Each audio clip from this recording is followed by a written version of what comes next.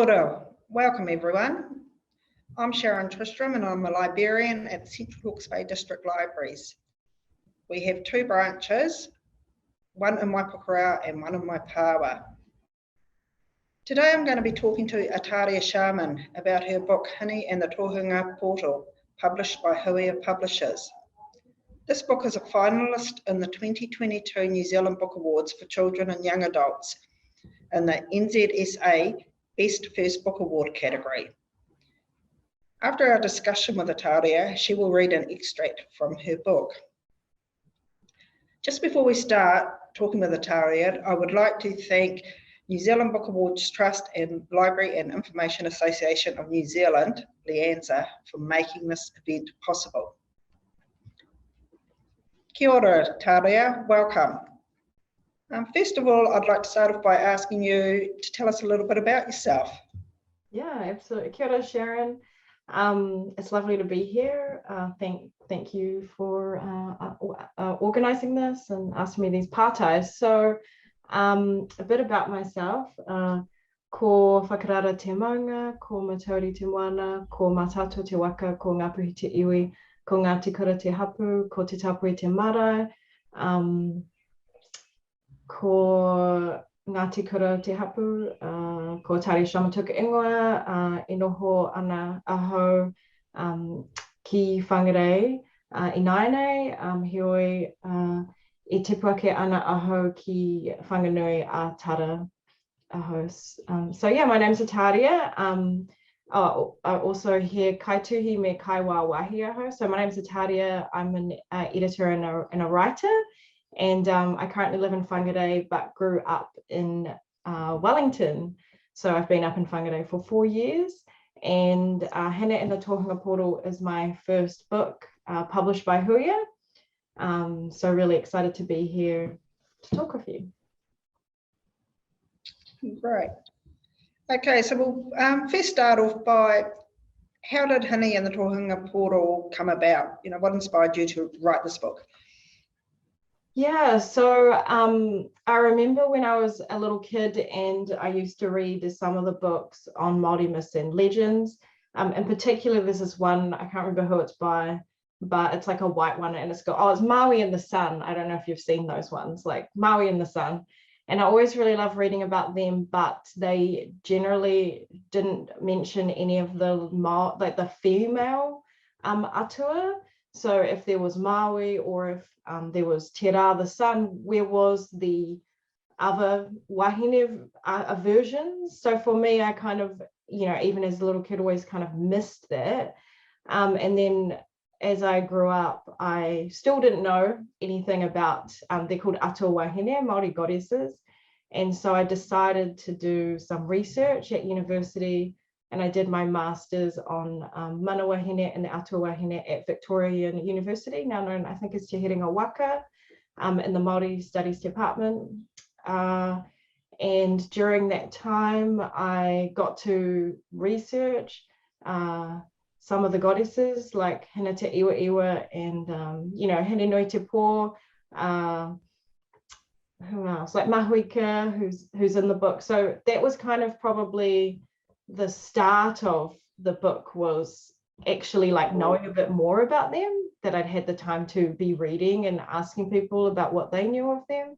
And so from there, I was in the middle of doing my master's, and then Te Papatupu, which is a program for Māori writers, run by the Māori Literature Trust, they were opening for manuscripts, and I was like, ooh, maybe I could do something. So I drafted Hine and the Tohunga Portal for that competition, and in it had Hine te Iwa Iwa and Mahuika, so clearly drawing from like my research that I was doing at the same time for my master's.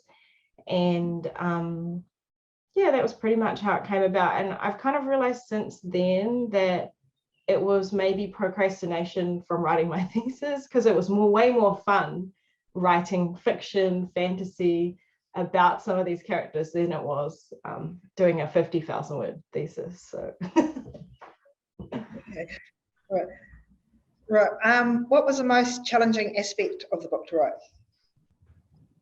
Yeah, well, I didn't really know how to write. That was challenging. So I think I was really lucky to have been put through to Papatupu. So I had a mentor, Simon Minto. I think he's pretty well known in editing spaces. Um, and so he was teaching me the basics. What were some of the basics? Like show, don't tell, which is where you describe something without saying to the reader, like telling them what it is. You have to show it through your writing. So he was teaching me real basics of writing because I haven't done a creative writing course, and I had really been doing academic writing, which is obviously pretty different.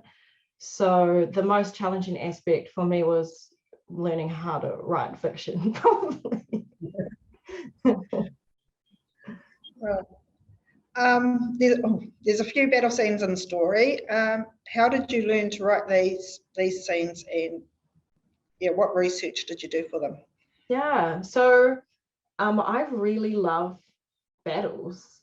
And it's been forever since I was a kid. It started with computer games. So me and my whole family used to play this. It's like a strategy game where you run a civilization and you battle with other civilizations. It's called Age of Empires. And so I learned through that game where to position your characters, because you have archers behind you, have the infantry, so which is the foot soldiers, so infantry in front, and cavalry might, so anyway, I was teaching you like just the basics of battleground logistics, I guess. So we played that for years as a family. I think also reading books with battle scenes are really helpful. I'm a big fan of the Red Bull series by Brian Jacques, who's an English author, and there's always battle scenes in this because there's always like the bad animals that attack that Red Bull Abbey, which is full of the good animals, and so there's animals as well. So there's no humans, and they'd always have archers, and they'd have the shrews with a slingshot, the slingers, slingshot people, and the otters were really good. Well, the different animals had different things, war tactics they were better at. So that was kind of interesting.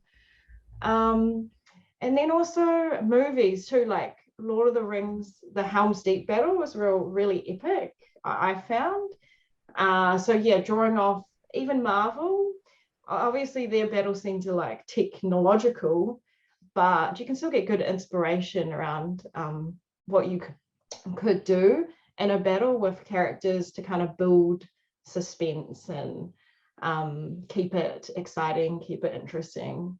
So yeah, definitely drawing off other people's work and battle scenes. Yeah. What I enjoyed in the book was the relationship and the bond between Hohepa with the dog, the moa, and the rat, and also with Hine and the Kia. I thought that was really good. Do you have a favourite part or character of the book that you really liked?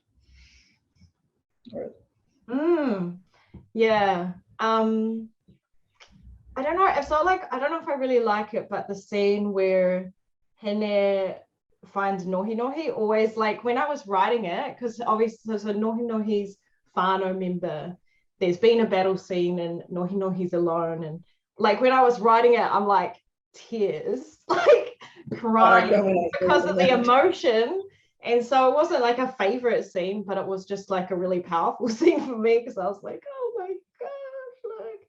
So yeah, I think that I immediately thought of that scene. But actually, another favorite part for me is when Hohepa does the haka to the Kia.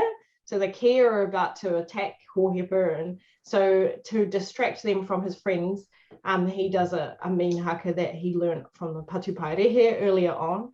I think I really like that scene as well, because it's kind of Hohepa, like standing up and stepping up a little bit, stepping into himself, doing something that's really brave. Yeah. No, it was, a lot of it is quite emotional. Yeah. But it's a lovely book. I also like the way that you've included Te Reo Māori throughout the book, even if we don't know all the words that you've used. we're learning as we go, just by the way you explain it. Is that what you actually hoped when writing the book, that people reading it would pick up some vocabulary? And Yeah, no, that's a really great question. No, I just wrote it, but it's been really cool because a lot of reviews have mentioned that's something that they really enjoyed, the fact that the real words are used, but in a way that you could understand them through context.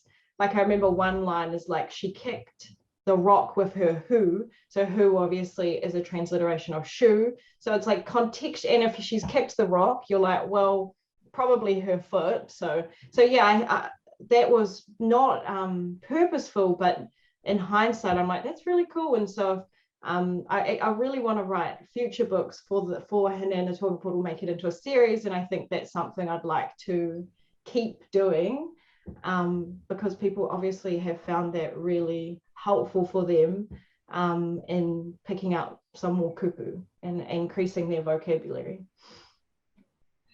Yeah, that's what I was going to ask. Are there more adventures for Hine and Hohepa? Because where you've left this book, I'm sure you could at least do a trilogy of it. Yeah, I really want to. So I've actually started another one, which I'm working on at the moment. And that was kind of always the plan. I wanted to leave the first one open to that. Mostly because I just want to have more, I want to know what they get up to. I want to have more adventures with them. So, and also it allows me to bring in more characters, different Atua Māori as well, which I think will be really interesting. So yeah.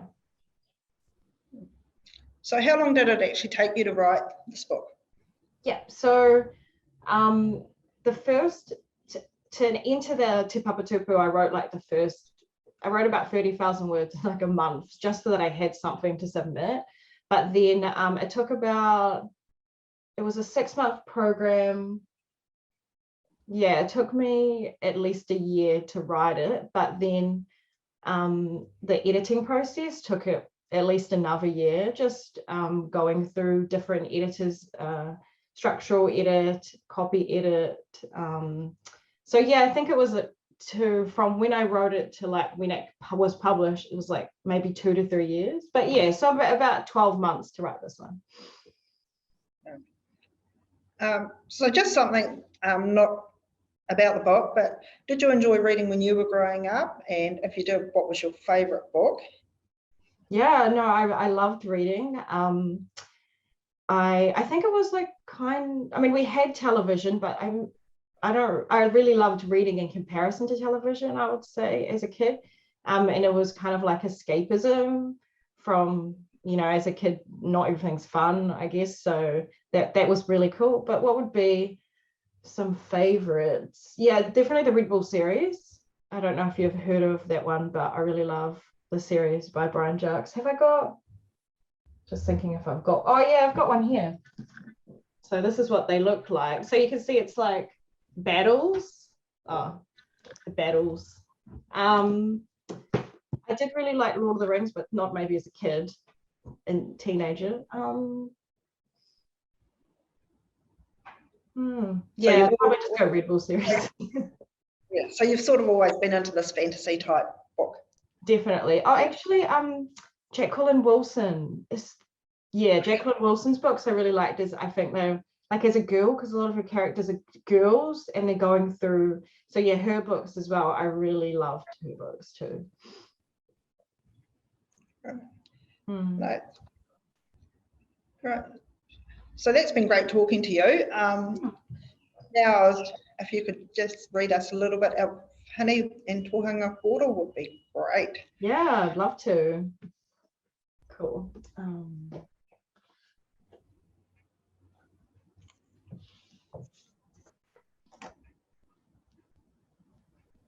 Hohepa yelled out as he was hit across the head. He fell to the ground, then his motionless body was hoisted over a shoulder. The man who had picked him up smiled at her, and Hine screamed. Where his eyes should have been were only gaping black holes. His stretched mouth revealed teeth that had been sharpened into thin points like the teeth of a shark. Hine's hair was stuck to her brow of sweat. and her breath quickened. She choked on her words. "Where are you taking him?" she screamed. She fell backwards onto her kumu as the trees began shaking. A roar echoed through the forest, and suddenly, to her disbelief, a giant scaly beast poked its head through. Pine needles pricked at the palms of her hands, drawing droplets of blood. She ignored the pain and screamed. The head of this thing was the size of a small car. Its scales were brown, with grey and red scattered through its leathery hide. Again, where the eyes were meant to be was only darkness. Hine's mind raced back to the book of myths and legends her mum used to read to her. Is that a taniwha? The taniwha opened its mouth to reveal a pulsating and ribbed red tunnel. The men ran up the pink tongue and down the throat, still carrying the lifeless body of Hohepa. As soon as they disappeared, the mouth shut and the taniwha flicked its tongue with satisfaction. It's great. We can carry on from there one day. Yeah.